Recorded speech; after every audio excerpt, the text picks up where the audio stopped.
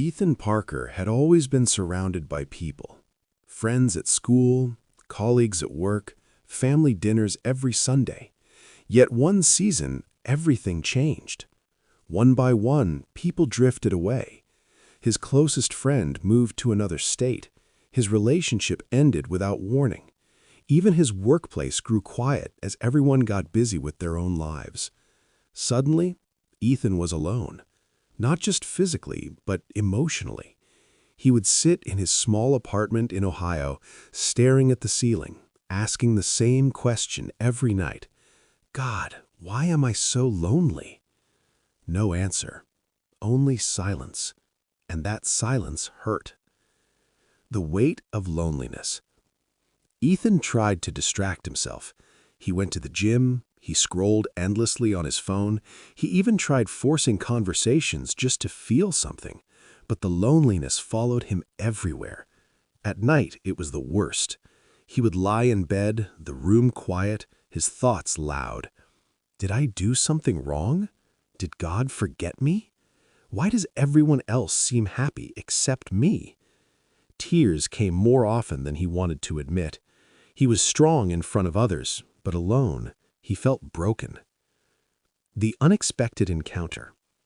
One evening, unable to sleep, Ethan took a walk. The streets were nearly empty. The air was cold. The city lights blurred as his eyes filled with tears.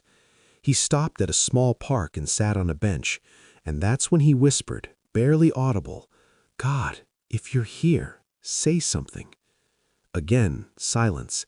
But this time, something was different. A gentle peace began to settle in his heart. Not a voice, not a sign, just a quiet feeling, as if God was sitting beside him.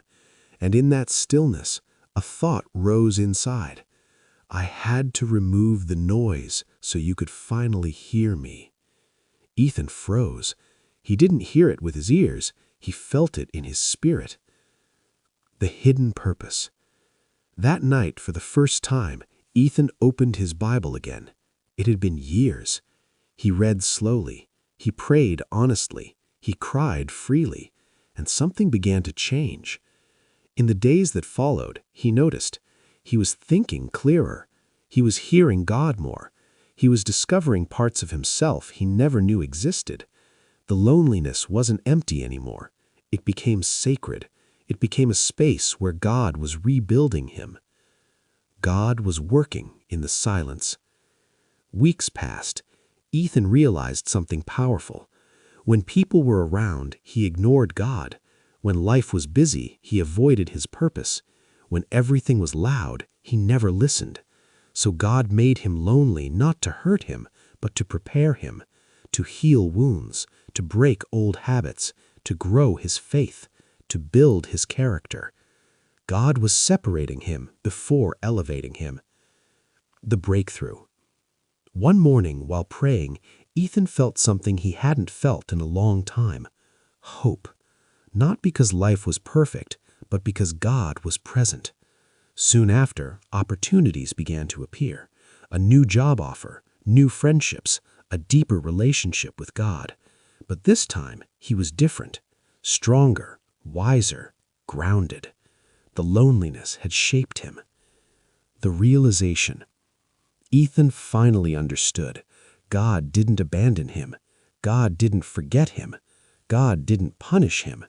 God isolated him to elevate him. He whispered with a soft smile, "Thank you, God, for the loneliness." Because in that lonely season, God became his closest friend. Powerful closing message.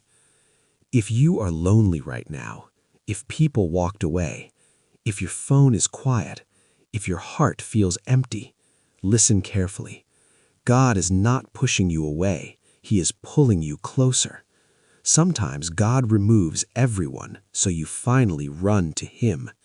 Your loneliness has a purpose. Your silence has meaning. Your season has an assignment. And when it's complete, God will send the right people, the right opportunities, and the right blessings at the right time.